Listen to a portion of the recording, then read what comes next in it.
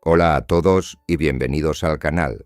Hoy ponemos bajo la lupa a Viscofan, una empresa que ha presentado sus cuentas del ejercicio 2025 sacando pecho y presumiendo de cifras históricas. Y a primera vista los números impresionan. Nos dicen que han facturado 1.252 millones y que su beneficio neto roza los 160 millones. Es decir, un beneficio récord que la directiva celebra por todo lo alto. Sin embargo, cuando uno rasca la superficie y mira más allá del titular, empiezan a saltar algunas alarmas financieras que los informes no te cuentan de buenas a primeras. Fijaos en este detalle. Mientras el beneficio apenas sube un 1,8%, su deuda neta se ha disparado hasta superar los 252 millones. Y aquí es donde nos hacemos la gran pregunta. Si la empresa gana más dinero que nunca en toda su historia, ¿por qué necesita endeudarse cada vez más rápido? ¿Están maquillando su crecimiento con deuda o es una jugada maestra de inversión a largo plazo? Bien, hoy vamos a hacer una radiografía de sus finanzas, vamos a desnudar su balance, analizar si su dividendo es realmente sostenible o si estamos ante un espejismo contable. Quédate porque lo que vamos a descubrir hoy sobre Viscofan cambiará por completo tu forma de entender esta compañía. Comenzamos. Bien, antes de sumergirnos en los números y para aquellos que quizás acaban de aterrizar en este sector, es crucial entender cómo hace dinero exactamente esta empresa, porque no podemos valorar una compañía si no comprendemos su modelo de negocio subyacente. Viscofan no es una empresa tecnológica ni un banco, es un líder industrial indiscutible en un nicho muy particular, las envolturas cárnicas. Si alguna vez te has comido una salchicha, un embutido o un perrito caliente, es altamente probable que la piel que recubre ese alimento haya salido de una de sus fábricas. Esa es su actividad principal, la fabricación y venta de envolturas de colágeno, celulosa, fibrosa y plásticos para la industria alimentaria mundial. Es un negocio que puede sonar poco glamuroso, pero que mueve miles de millones y que tiene barreras de entrada enormes, porque requiere una tecnología y unos niveles de seguridad alimentaria altísimos. Pero ojo, que aquí hay un giro interesante. Además de las tripas para embutidos, Viscofan tiene un negocio paralelo de cogeneración de energía. Tienen plantas que producen energía eléctrica que luego venden a terceros. Esto les sirve para abaratar su propia factura energética y sacar un rendimiento extra. Este detalle es vital retenerlo, porque la energía ha sido un dolor de cabeza enorme en los últimos años para la industria, y el hecho de que Viscofan sea en parte generadora de su propia energía cambia por completo su perfil de riesgo frente a sus competidores. Entender esto es el primer paso para no dejarnos cegar por las cifras de ventas generales y saber dónde mirar. Veamos ahora de dónde viene exactamente el dinero de la compañía. Si desglosamos esos 1.252 millones de facturación, vemos que el negocio tradicional, es decir, las envolturas clásicas de colágeno y celulosa, es el motor absoluto, aportando más de 1.033 millones. Es la base de la pirámide. Sin embargo, hay que poner la lupa en su división de nuevos negocios que engloba plásticos y otras soluciones avanzadas, facturando casi 160 millones. Esta es la parte que más crece, un 8,4% frente al año anterior, y es la gran apuesta a futuro. La energía, por su parte, aporta unos 58 millones y, curiosamente, es la única línea que cae en ventas. Pero si miramos el mapa geográfico, la foto se vuelve aún más interesante y nos revela el poder real de Viscofan, la diversificación. No dependen de un solo país. Su mercado más fuerte es Norteamérica con casi 387 millones, seguido muy de cerca por el resto de Europa y Asia. Y atención a Sudamérica, que crece a doble dígito. Esta huella global es un salvavidas maravilloso. Si la economía europea tose, el consumo en América o Asia podría compensarlo. Pero, y aquí entraría nuestro análisis crítico, esto también les expone a un riesgo gigantesco del que las empresas no suelen presumir, el riesgo divisa. Cuando tienes fábricas y vendes en dólares, en reales brasileños o en pesos mexicanos, si esas monedas se hunden frente al euro, tus ganancias reales al repatriarlas se esfuman. Y esto es exactamente lo que les ha pasado este año, un impacto negativo enorme por el tipo de cambio que se ha comido gran parte de su crecimiento real. La directiva prefiere hablar de crecimiento a moneda constante, pero nosotros, como inversores, sabemos que los dividendos se pagan con euros reales y no con euros imaginarios a moneda constante. Vale, vamos a detenernos en la parte más alta de la cuenta de resultados, las ventas. La empresa anuncia a bombo y platillo un aumento del 4% en su cifra de negocios, alcanzando los 1.251,9 millones, e incluso van más allá, presentándonos un crecimiento orgánico y comparable de más del 6%. Suena fantástico. Cualquier analista vería esto y aplaudiría. Pero aquí estamos para ver los datos con ojo de halcón. Ese concepto de crecimiento comparable es el clásico ajuste contable que las directivas utilizan para salir bien en la foto. Lo que hacen es calcular cuánto habrían ganado si los tipos de cambio de las monedas extranjeras se hubiesen quedado congelados como el año pasado. Pero en el mundo real, la debilidad del dólar y el desplome del real brasileño y el peso mexicano les han pegado un tajo de 3 puntos porcentuales a su crecimiento.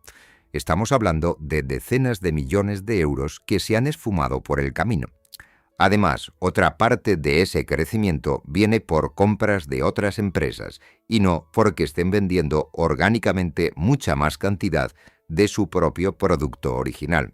Por lo tanto, aunque el volumen de ventas es innegablemente sólido y demuestra que su producto sigue siendo esencial, el crecimiento no es tan explosivo ni tan puro como el informe anual quiere sugerir.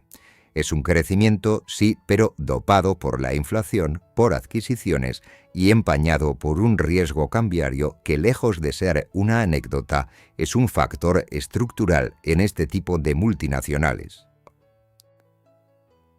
Bien, si las ventas son la gasolina, los costes son la fuga en el depósito. Y aquí empezamos a ver las verdaderas cicatrices de la inflación en el tejido industrial de Viscofan. El consumo de materias primas se ha disparado hasta superar los 411 millones. Esto representa un aumento del 11,1% con respecto al año anterior.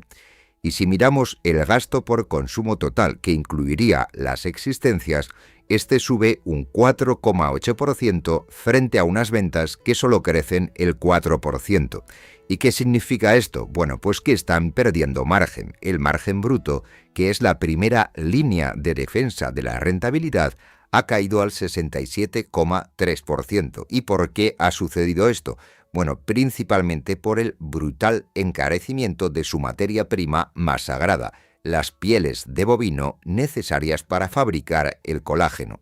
Aunque la empresa hace un esfuerzo titánico por ser eficiente en sus fábricas, hay factores exógenos que no puede controlar. Y aquí es donde debemos ser cautos. Las empresas industriales siempre asumen que podrán trasladar estas subidas de costes al precio final de venta para el consumidor, pero ese poder de fijación de precios tiene un límite. Llegará un punto en el que los clientes, que en este caso son los fabricantes de embutidos, no aceptarán más subidas o buscarán alternativas más baratas. Por lo tanto, cuidado con el exceso de optimismo corporativo. La erosión de los márgenes en la parte alta de la tabla es el primer síntoma de que el entorno macro está empezando a morder la cuenta de resultados de la compañía. Llegamos ahora al motor de la rentabilidad, el EBITDA. Este es el dato clave que nos dice cuánto dinero genera la empresa puramente por su actividad operativa antes de que entren en juego los impuestos, las deudas y la contabilidad compleja. Viscofan reporta un EBITDA de casi 290 millones. Es un dato altísimo, sin duda. Sin embargo, su crecimiento ha sido de apenas un 1,6%. Otra vez vemos la misma película, facturan un 4% más, pero el margen operativo apenas sube un 1,6%.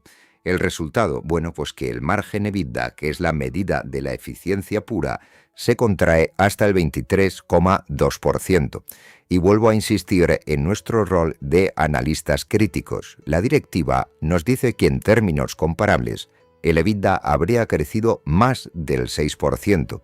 Pero la realidad es que la depreciación de las monedas extranjeras se ha comido casi 5 puntos porcentuales enteros de su beneficio operativo. Y esto no es una excusa, válida de un año aislado. Si inviertes en una empresa global, el riesgo divisa es parte estructural de tu rentabilidad. El EBITDA es sólido, demuestra que el negocio es rentable y funciona bien, pero nos advierte claramente que la escalabilidad no es infinita. Cada nuevo euro que facturan les cuesta hoy un poco más de esfuerzo y recursos que el euro que facturaban hace 2 años. El motor funciona, sí, pero está gastando un poco más de aceite del que nos gustaría admitir. Vamos ahora al titular, a la cifra que acapara las portadas de los periódicos económicos, el beneficio neto. Viscofan anuncia un beneficio histórico de 159,9 millones, récord absoluto, crecimiento del 1,8%. Pero detengámonos un momento ahí. Si acabamos de ver que los costes subían, que el margen caía y que las divisas les estaban destrozando, ¿cómo es entonces posible que el beneficio final haya marcado un récord? Aquí es donde entra la magia contable y fiscal y donde los inversores inexpertos suelen caer en la trampa. Si desgranamos la cuenta, descubrimos que el beneficio antes de impuestos en realidad cayó enormemente frente a 2024, casi 30 millones menos. Entonces, ¿cómo han conseguido salvar los muebles? Bien, gracias a la factura de impuestos. En 2024 pagaron unos 49 millones en impuestos, casi un 24% de tasa, pero en 2025 solo han pagado 17,7 millones, un 10% de tasa fiscal. La razón principal es que han activado créditos fiscales en Estados Unidos por valor de 18 millones. Es decir, el beneficio es histórico no porque hayan vendido sus salchichas de forma exponencialmente más eficiente, sino porque este año Hacienda les ha devuelto una cantidad inmensa de dinero gracias a bases imponibles negativas del pasado. Esto es un evento extraordinario. Es dinero real, sí, y va al bolsillo de la empresa, perfecto. Pero como analistas debemos entender que esto no es repetible todos los años. Si el año que viene la tasa fiscal vuelve a su nivel normal del 24% y el negocio operativo no pega un salto brutal, el beneficio neto va a sufrir una corrección dolorosa. Cuidado entonces con los titulares récord sustentados en la ingeniería fiscal. Y llegamos a la prueba definitiva. El beneficio neto es contabilidad, el EBITDA es una aproximación, pero el flujo de caja es la verdad absoluta, el dinero que realmente entra y sale de la cuenta bancaria de Viscofan. Y aquí los números no mienten. Su flujo de efectivo operativo, es decir, el dinero contante y sonante que genera hacer envolturas para la industria de alimentación, ha sido de 195 millones. Ojo, esto es casi 40 millones menos que el año anterior, lo que refleja esa presión en los costes de la que hablábamos antes. Luego, como es una empresa puramente industrial y necesita maquinaria pesada, se han gastado 87 millones en actividades de inversión, comprando nuevas máquinas, ampliando fábricas en México y Estados Unidos. Ese sería su famoso CAPEX. ¿Y qué pasaría con el flujo de financiación? Bueno, pues que han tenido salidas de caja masivas, casi 96 millones, destinadas a pagar préstamos, pagar suculentos dividendos y recomprar sus propias acciones. Al final de todo este trasiego de dinero, el incremento real del efectivo en el banco ha sido de poco más de 7 millones. Y aquí tenemos la imagen completa. Viscofan es una máquina excelente de generar liquidez, operativamente hablando, pero también es una máquina devoradora de capital para poder mantener sus instalaciones y remunerar al accionista. No es por lo tanto una compañía tecnológica donde el dinero fluye sin coste. Es industria pesada y la industria pesada siempre requiere de un mantenimiento de capital alto para seguir viva. Pongamos ahora las tres grandes cifras frente a frente en nuestro particular triángulo de la rentabilidad. A la izquierda tenemos nuestro motor, el EBITDA, con esos imponentes casi 290 millones. Es una cifra robusta que demuestra que a nivel operativo la empresa es un coloso. En el vértice superior, el titular que nos quieren vender, 160 millones de beneficio neto, un récord salvado, como ya hemos demostrado, gracias a la campana fiscal y a esos créditos activados en Estados Unidos. Pero el vértice que siempre cierra el círculo es la verdad, el flujo de caja operativo de 195 millones. Cuando el flujo de caja operativo es mayor que el beneficio neto, 195 frente a 160, nos da mucha tranquilidad. Significa que el beneficio contable que declaran es de alta calidad. No están inventando ganancias con revalorizaciones raras, sino que ese beneficio se respalda con dinero real entrando por la puerta. El desajuste a la baja respecto a los 235 millones que generaban el año pasado se explica en parte por la normalización del circulante y los pagos de impuestos, pero sigue siendo un ratio sano. Es decir, a pesar de nuestras alertas sobre la presión de costes y los trucos fiscales, no podemos negar la evidencia técnica. El modelo de negocio básico de Viscofan es una vaca lechera, generan más caja real de la que dicen ganar en el papel contable, y esa es una de las mejores métricas que un inversor en valor puede buscar en un balance. Bien, es el momento de sacar el termómetro del riesgo. ¿Está Viscofan en peligro de quiebra? En absoluto. Aunque al principio del vídeo os comenté que la deuda se había disparado, y es cierto, ha subido de 193 millones a más de 252 de deuda financiera neta, debemos ponerlo en contexto. Ese aumento de la deuda se debe en gran medida a que han decidido usar crédito para recomprar masivamente sus propias acciones y pagar el dividendo, en lugar de usar solo la caja generada. Pero la verdadera salud financiera se mide cruzando esa deuda con el EBITDA, de tal forma que si divides 252 millones de deuda neta entre sus 290 millones de EBITDA, te da un ratio de 0,87 veces. Esto es espectacularmente bajo. Cualquier empresa industrial suele trabajar cómodamente con ratios de 2 o incluso 3 veces el EBITDA. Viscofan ni siquiera llega a 1. Su apalancamiento sobre el patrimonio es de apenas un 27%. Esto significa que tienen un balance casi blindado. Tienen una capacidad inmensa para endeudarse más si lo necesitaran para hacer una compra gigante o para soportar una crisis profunda sin despeinarse.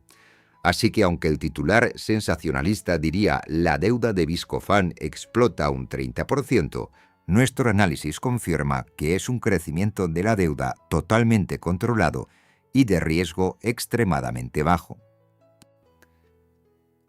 Pero no nos relajemos del todo. Como inversores, nunca nos debemos conformar con ver únicamente el volumen total de la deuda. Debemos ver de qué está hecha. ¿Es deuda cara o barata? ¿Es fija o variable?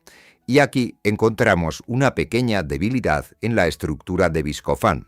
Fijaos que de su deuda bruta total, la inmensa mayoría, más de 231 millones, está a tipo de interés variable, mientras que apenas 84 millones están a tipo fijo.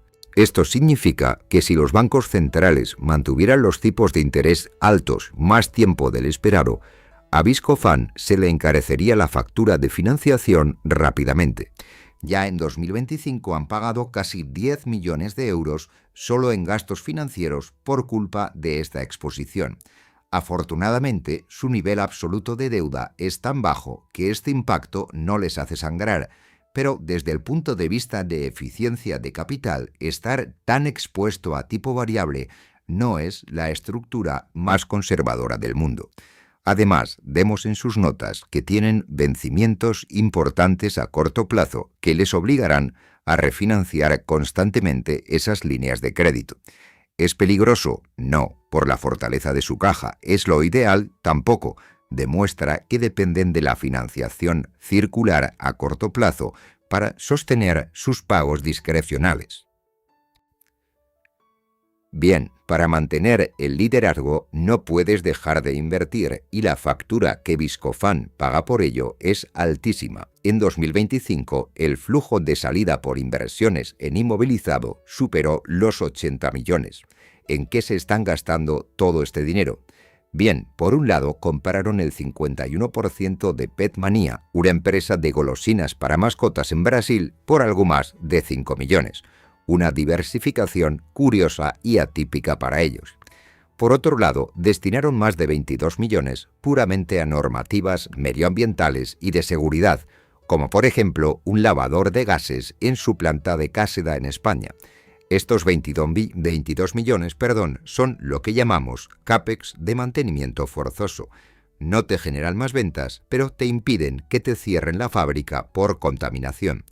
Y la gran noticia para el futuro, tienen entre manos un macroproyecto en la República Checa, donde el gobierno les va a expropiar su planta actual en 2027 a cambio de dinero, y ellos van a construir una fábrica el doble de grande por unos 1.250 millones de coronas checas. Por lo tanto, prevemos que en los próximos años el esfuerzo inversor de Viscofan va a ser monstruoso. Esto es crucial para nosotros como inversores, puesto que cuanto más dinero tengan que destinar a levantar fábricas, menos efectivo libre quedará disponible para destinar al dividendo. Y llegamos al payoff, el momento favorito de todo accionista. ¿Qué parte del pastel nos toca a nosotros? Y aquí Viscofan despliega todo su arsenal seductor. Han propuesto una retribución total récord de 3,25 euros por acción, que incluye un jugoso euro extra de carácter extraordinario. Si multiplicamos esto por sus 46,5 millones de acciones, la cifra es astronómica. Pero ojo, ¿cómo lo pagan si hemos visto que su flujo de caja no daba para todo? Bien, pues utilizando el famoso scrip dividend o dividendo flexible. Te ofrecen darte el dividendo en acciones nuevas en lugar de dinero. Pero como eso diluiría a los accionistas, lo que hace la empresa es gastarse simultáneamente casi 94 millones en recomprar sus propias acciones en la bolsa para luego amortizarlas y mantener el equilibrio del pastel. Es esta una ingeniería financiera muy agresiva. Al final, en dinero contante y sonante han desembolsado unos 51 millones en dividendos en efectivo y 94 en recompra de acciones. Un esfuerzo brutal de casi 145 millones dedicado a sostener el precio de la acción y a contentar al inversor. Esto es el verdadero motivo por el que su deuda sube. Se están apalancando suavemente para poder sostener un dividendo de lujo que orgánicamente iría muy justo con sus planes de inversión. Como accionista, hoy estás de enhorabuena. Como analista de riesgo a 10 años, esta agresividad en la remuneración es un punto a vigilar muy de cerca. Y con todo esto sobre la mesa, ¿está la empresa cara o barata en la bolsa? Saquemos la calculadora y hagamos una valoración rápida. Viscofan tiene exactamente 46,5 millones de acciones emitidas. A un precio de cotización de 59,8 euros, la empresa vale en bolsa unos 2.780 millones. Si lo comparamos con su beneficio neto, que recordemos era de 160 millones con su ayuda fiscal, nos sale un PER de aproximadamente 17,4 veces. Pagar 17 años de beneficios por una empresa industrial clásica es una valoración exigente, no es una ganga de derribo ni mucho menos.